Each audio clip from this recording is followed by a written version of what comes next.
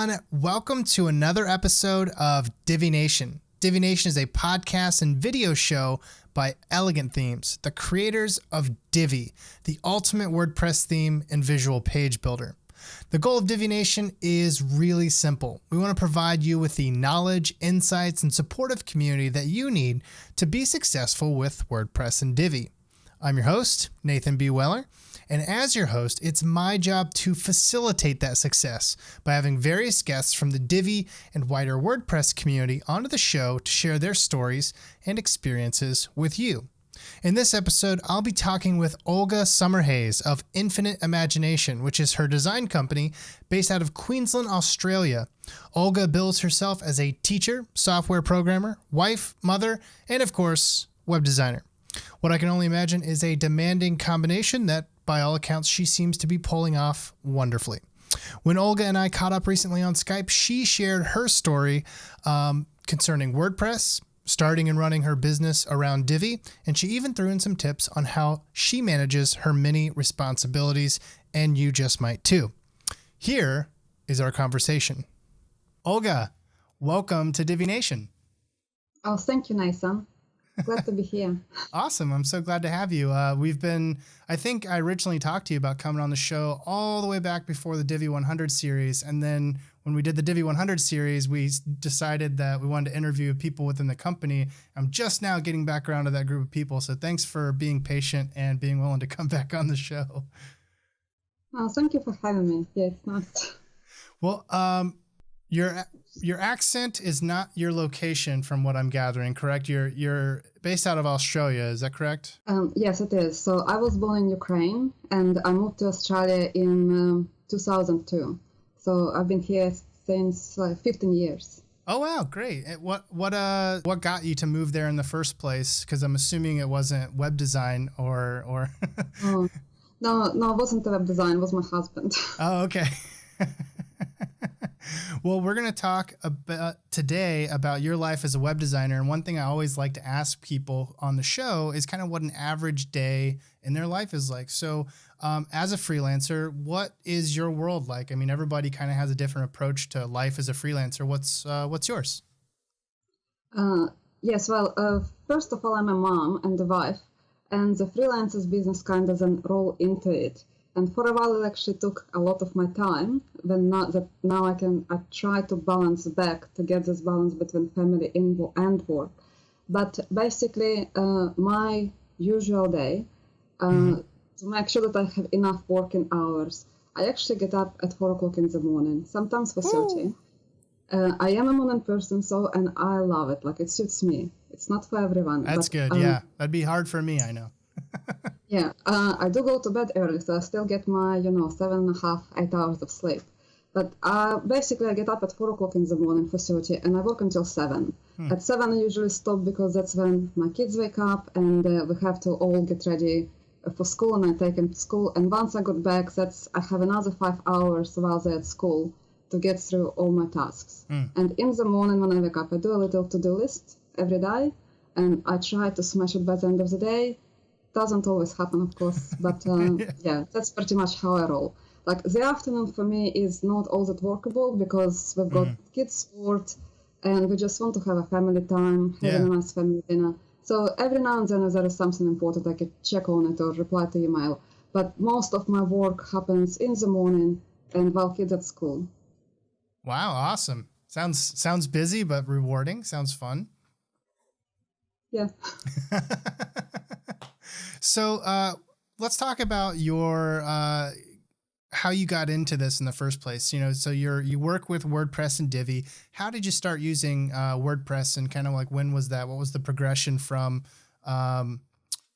whatever it was you did before, which you can tell us a little bit about, and getting into WordPress? Well, I didn't get into WordPress in a way. I started with WordPress. I haven't actually tried any other platform apart of WordPress for building a website. Don't quite remember. I think a friend of mine asked to build a website. I got really interested into building websites. I had a few friends who build websites, and I just thought, that would be just such a fun thing to do. So when I started researching platforms for building websites, what's available and what is easy to learn and fast to learn, I found lots of good feedback about WordPress, and I tried it, and I got straight away into it. So I built a few websites for my friends, just for free, and for my husband. And my first paid job was actually a tennis club. I play tennis, and someone in a tennis club must have mentioned that I can build a website, and they asked me if I could build one for them. Oh, and nice. That was my very first paid client. So what got people asking you to build websites? Was it something that people already knew that you were into, or like what did you do before that time that people were like, hey, maybe Olga will build me a website? No, they didn't ask me like if I like the very first friend I built a website for. I actually asked her. She had a home business with making cakes, and I just said, "Hey, you've got a nice business, and you make such a beautiful cakes. How about I make you a website?" Oh, nice. And I did it for free. Just it was good for me because it was a good practice, something I could add to my portfolio and show people, and it's good for her business and. Yeah, she was happy with it. Oh, good. So what was it that you did before you designed websites? Was it just you were looking one day and you thought building websites sounds fun, or was it a conscious switch from something else into doing that as a hobby? Well, long story or short story? Hey, we got a little bit of time. Yeah. By learning or by trade, or how you call it, I'm a teacher. So I went to uni, and when I finished, I worked as a math and computer technology high school teacher. Oh, okay. That was back in Ukraine, my country.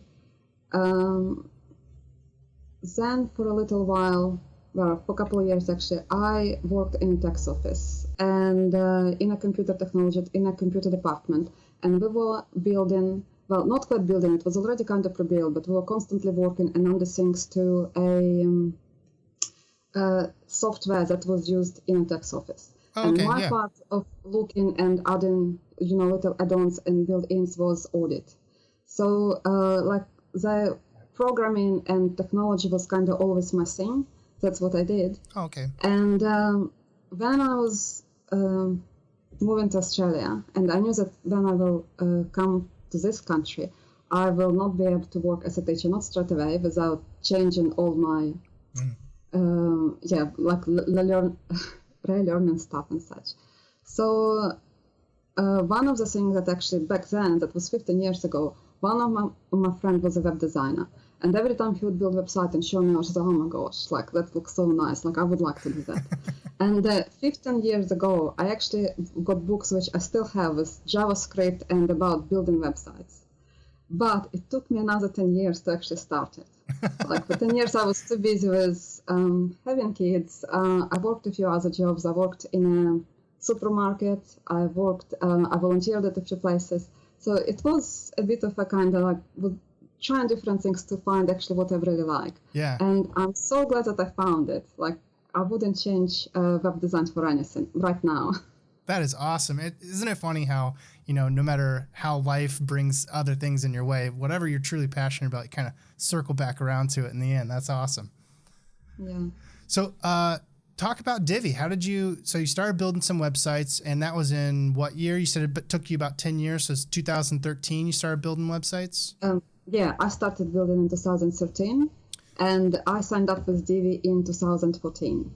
Okay, so you've been using Divi for almost 3 years now, or 2.5 years, or whatever it is at this point. And and how did that change how you used or how you built websites for your clients? Oh my gosh, it changed a lot. And actually, like when I started with WordPress, as always, when you start to use a few free themes, and very quickly understood that free themes are not the way to go. Kind of thing. And I switched to, I started looking at the themes at different markets. And for first year, I worked with, I tried this and that. I tried Avada and built a few themes with Avada. I tried a few others that I don't even remember the name. And I actually don't remember quite how I found Divi. It must have been just one of the advertising somewhere, or maybe some blog article that was about Divi theme. But basically, I clicked on it, and there was one theme that Elegant Themes was offering for free, and I checked that one and noticed that there was lots of people commenting about Divi. So I bought my first year subscription just for 1 year, and very quickly, like towards the end of the year, I knew that I'm gonna get a life membership. I think a lot of people have that realization. No, it's so easy. It's like, why wouldn't you? Yeah, no, totally. I mean, obviously, I agree. But you seem to have jumped, feet first into the Divi community as well. Can you talk about what you're doing there? I know you're on Divi Chat pretty regularly, which is another Divi podcast. I know you're in the Facebook groups a lot. How'd you get involved in those groups, and what has that experience been like for you as a freelancer?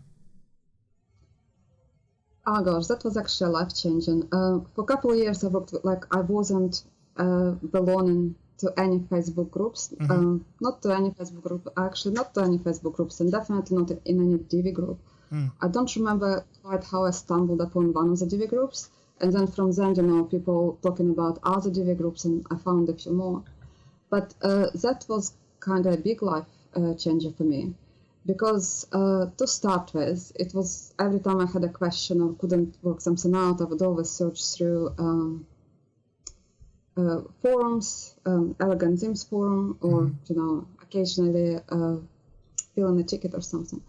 And Facebook was just so different. Like there were so many people with questions and answers that I didn't even had before.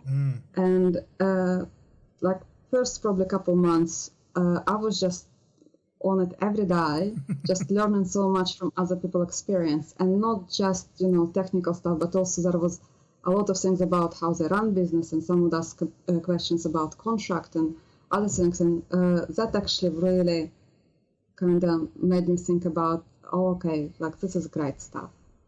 Yeah, so what are some of the things that you learned from those groups and those, like you said, you kind of took a second look at your contract situation. Were you using contracts before that? Not to start with. Don't quite remember at what point I started using contracts. But yeah, of course, first year it was kind of, very wishy-washy. Yeah, I definitely started using contracts, and gosh, everyone should. I'm still at the point when I'm changing little things in my contracts as I go. And at the moment, I'm in a situation when I have to change it again because a few things didn't work. Yeah, as you always do, it's kind of always in a circle. What are some of the lessons that you learned that caused you to make the decisions like contracts? So do you have any anecdotes of this happened with the client and that resulted in me adding this to a contract or anything like that to kind of help protect yourself or make your life easier or better?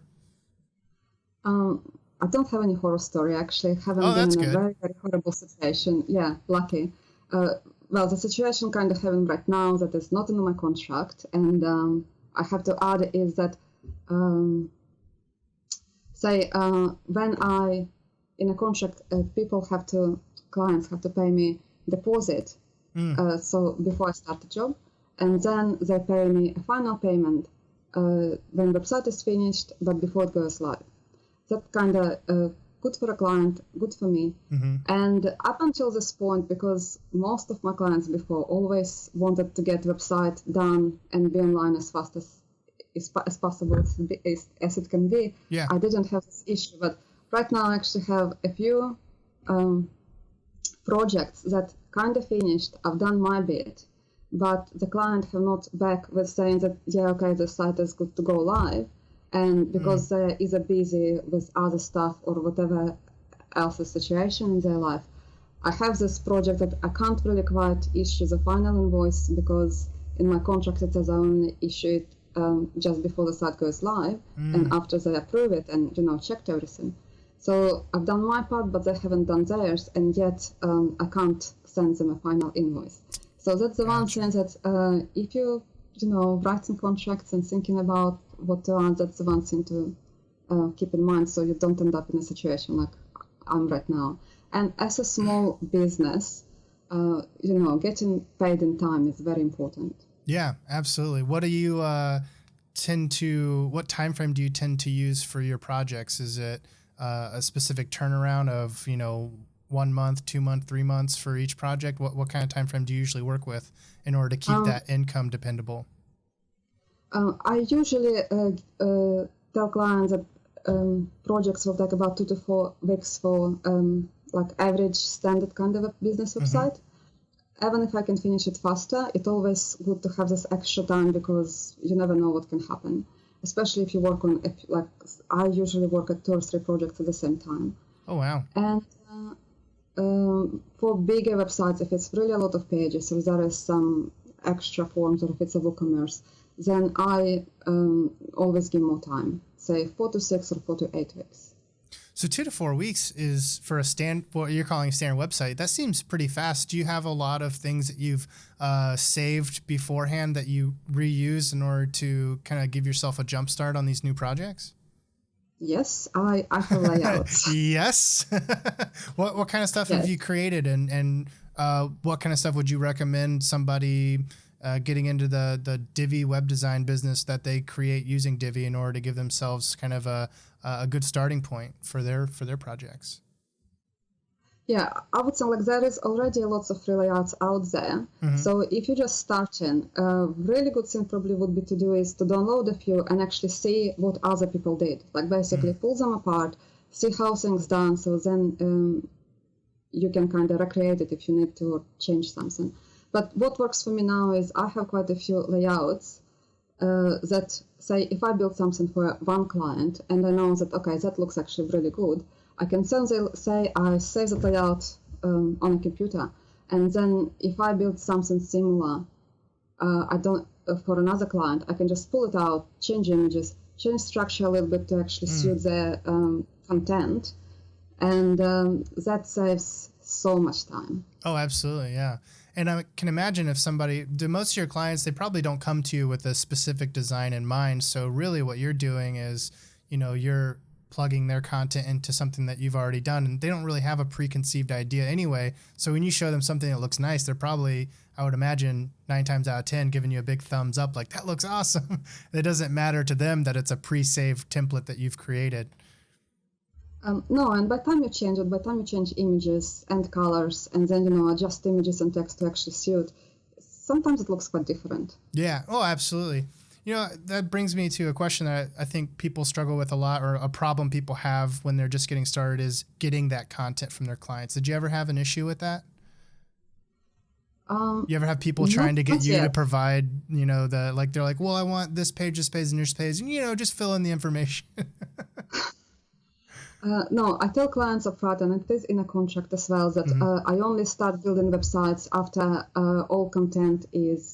got all content and deposit paid. Yeah. So basically they know that I'm not going to start any project until I've got all the content and images.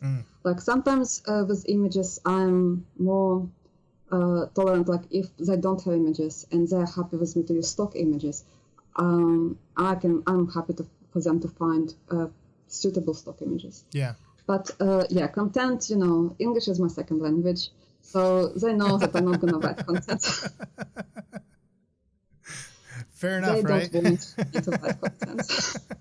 Hey, to be fair, you've created some content for our blog at Elegant Themes, and I got to say, with English being your second language, I thought those posts were great. So I don't think you have quite as much to worry about as you might think. So you're... Based on the conversations we had before this, you were telling me that, I feel like I'm still new at this. I feel like, I don't have this like stellar, I'm super successful story. But I think that in a lot of ways is what makes you such a good guest, is that you're still learning some things. And before I even give you that caveat, is I got to say, like, your designs and stuff that you've created for the community, like, you're not at beginner talent level by any means. And so even if you feel like your business is still fresh, I think you're still doing quite well. And the fact that you're in the process of learning some of this, the business side of things, it's cool to talk to people in that position, because they're going to have a perspective that others who are jumping into it still have. So you mentioned to me that one of the lessons that you're learning right now is about how to set boundaries with your clients. Can you maybe speak to that a little bit? Like, first of all, like, what caused you to need to address that issue, and what are you doing to address that issue? Still learning, but basically when I started, because there is quite a few web designers around. So when I actually got idea that, I want to build this as my business, I thought one thing that can,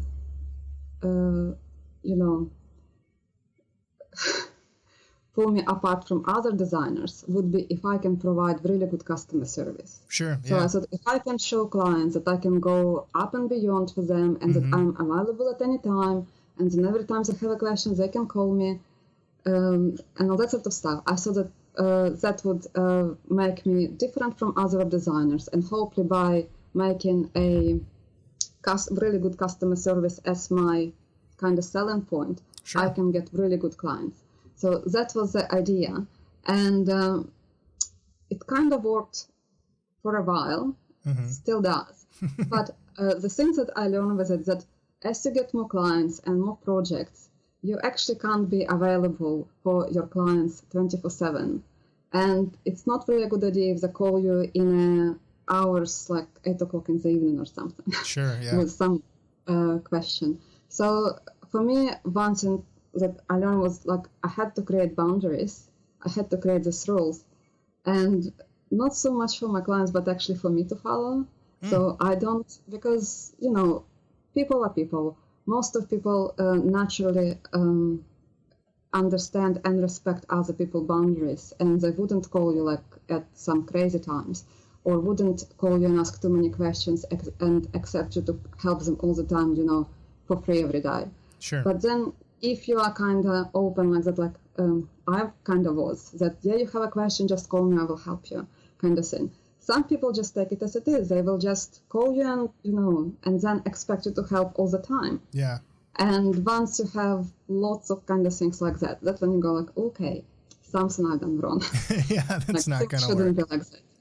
Yeah, so like, being kind of people pleaser and running a business, like you have to create rules just for yourself. So I did, now when I have a clients, I do not tell them, call me anytime or anything. I tell, once you have a question, send me an email. Yeah. Yeah, and just things like that, basically, yeah. How's that working out for you? Do you have a system of email management that you're using to kind of filter through that? Or is it the not leaving yourself open all the time? Is that actually cut down on the number of questions that you get? No, still probably get about the same amount of questions, but I have created a system. Last year was quite good productive year for me. I sort of kind of make like a timeline of what I'm gonna do at what time. And say when I start in the morning, last year I tried this. This year I'm trying a little bit different system, but say last year every time I get up in the morning, I make coffee, and while I'm having my coffee and waking up myself at 4 o'clock in the morning, I was checking emails, Facebook, etc. And then most of the day when kids at school, because it's really productive time, that's when I work, and I would sometimes check emails again at lunchtime, and then perhaps 30 minutes before I go pick up kids. But all the other time, I feel like, well, if I need to finish this and I've got deadlines, like I had to prioritize. Right. Just to keep a balance, right. So basically keeping that communication time with clients to set times throughout the day instead of just having it always open and Yes. Yeah, absolutely. Yeah. If they happen to send me email right when I'm checking it, like I try to respond to emails as I read them. Sure. Because if, later I may forget. So if it happens that they send me email and I'm just reading it, I will reply straight away. Otherwise, I will reply when it is my time to go check emails. What other kind of systems have you developed? We're getting close on our time for the chat, and I always like to kind of end with a sort of like kind of closing thought.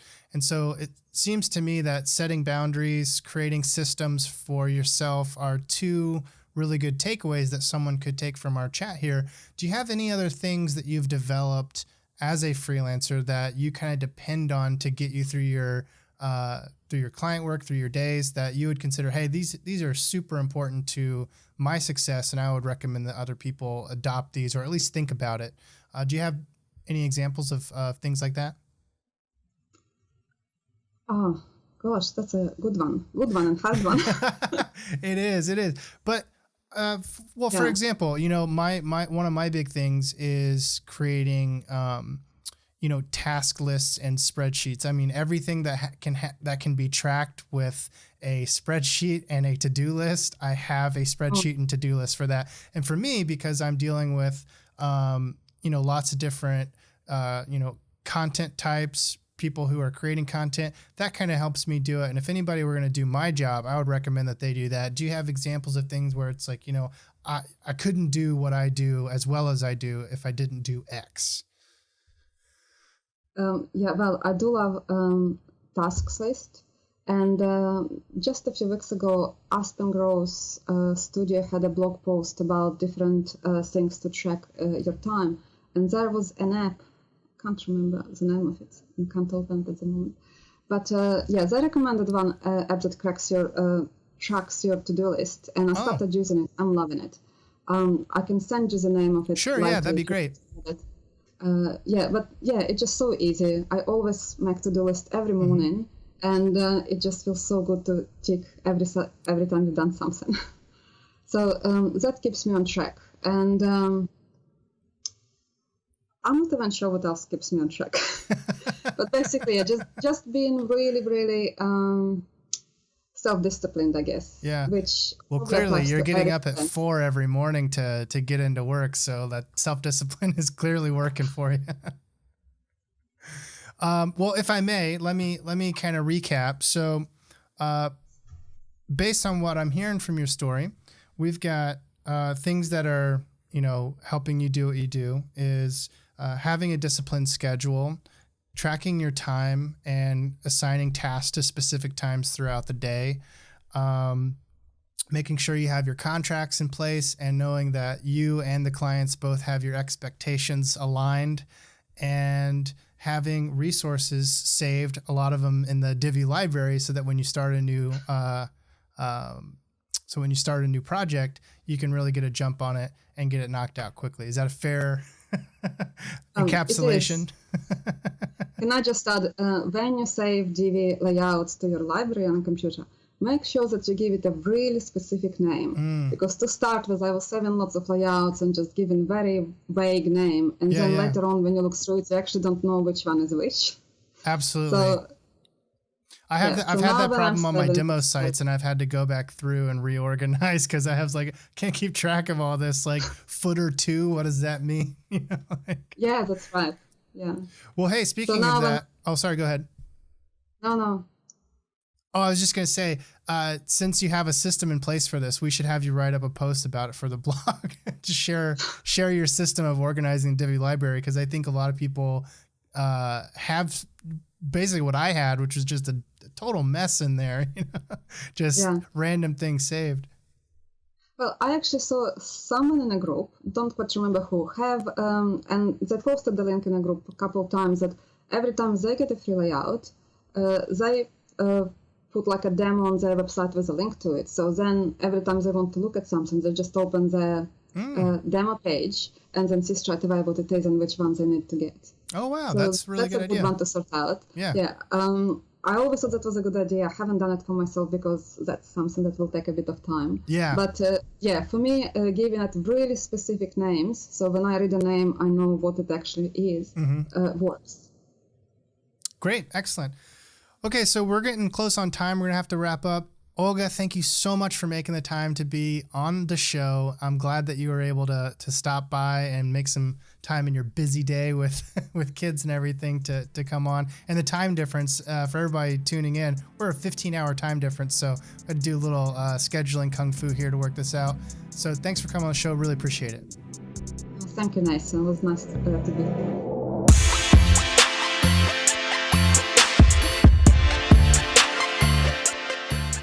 Well, that's all for this episode of Divi Nation. As always, I just want to give another big thank you to our guest, Olga Summerhayes, for coming on the show. If you have any questions about the topics that we discussed in this episode, feel free to leave them in the comments section on the Elegant Themes blog. I've made sure that Olga is aware of the episode going live, and I'm sure that she'll be more than happy to drop by and answer any questions that she can. Thanks for tuning in, everyone. I look forward to seeing you around the community, and as always, we'll be back right here next week with another episode of Divi Nation.